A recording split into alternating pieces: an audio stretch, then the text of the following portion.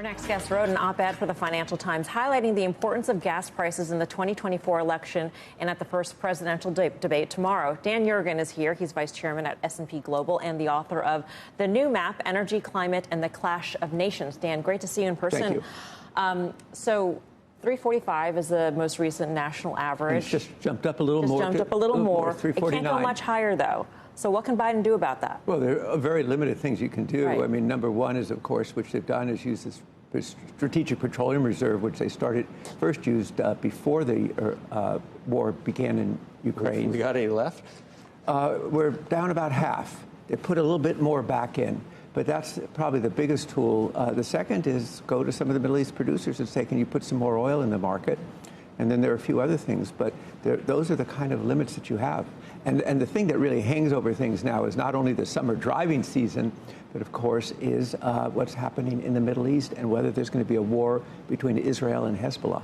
Yeah, and that's what I wanted to get to next in terms of policy. It seems like foreign policy and energy policy are just at odds with each other right now. You want to be tough on some areas in the Middle East. You want to be tough on Russia. You want to be tough on Iran. But you don't want to be too tough because that will impact the price of oil. Yeah, you don't want to disrupt supplies. And that's been the challenge right from the beginning of the invasion of Ukraine, because on the one hand, they want to reduce Russian revenues, but by the way, keep the oil in the market so we don't have a crisis. You can't have it both ways, though. Yeah, it's a really tough balancing act, and you get pretty unsteady. So what do you think? I mean, you're not an oil forecaster per se, but this dynamic right now in terms of supply and demand in the world, are we destined for higher prices at this point? Well, I think that the risk is that, yes, I mean, we have summer driving season, and that's always when prices go up. But the other thing is that what's happening in the Middle East. Remember, when it looked like Iran and Israel were going to go to war in April, the price was over $90 a barrel. Then it got down, headed towards 70.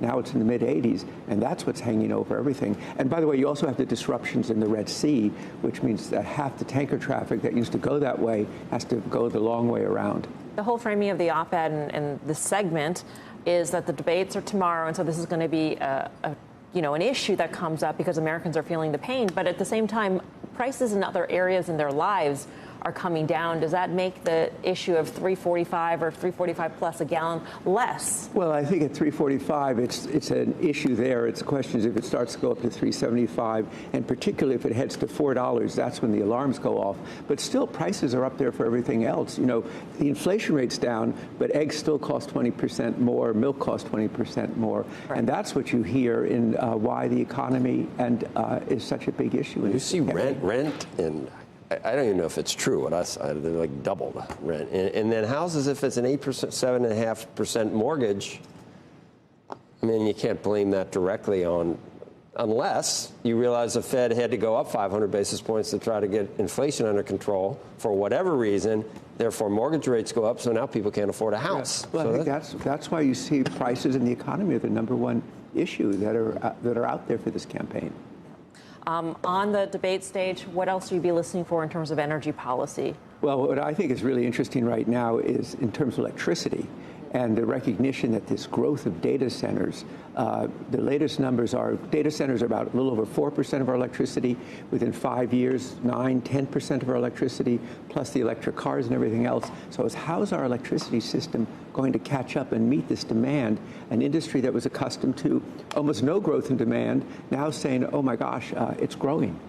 So, I mean, do you think Biden will step back from this transition to green energy? Because we just can't necessarily afford to do that. It's much more expensive. Yeah, well, I think that this administration is very committed to it. You know, obviously a Trump administration would take a different course on it, but I think this one, they're locked into it. But I think they are looking now and recognizing that there are real constraints about getting the additional electric power and getting things permitted, which is very hard to do in this country. You said getting things permitted? Permitted, yeah, to get, permitted, yes, permitted, yes. Yeah. What do you think happens, though, with what we're seeing forecast in terms of demand for electricity and our ability to supply it? Are we on the path to meeting that demand? No, I think it's been a huge wake-up call, Uh-huh. and it's going to be a race to get it done. And, I could see, if you talk to electric power companies, they were used to growth of maybe 0.5%. Now they're saying 2%, something like that. So, and then there's a whole supply chains that have to be there. So we're just at the beginning of realizing that we talk about security in terms of oil, but we're going to need a lot of investment in electricity in order to meet the needs of a country that's going towards AI. So there's a whole other sort of dynamic in terms of the impact on other commodities. I mean, we're talking about the demand for copper. We've seen copper rise too on this notion that you need copper to build out the grid in order to support the data centers. Copper is a metal of electrification, right? And you don't do any of these things without it.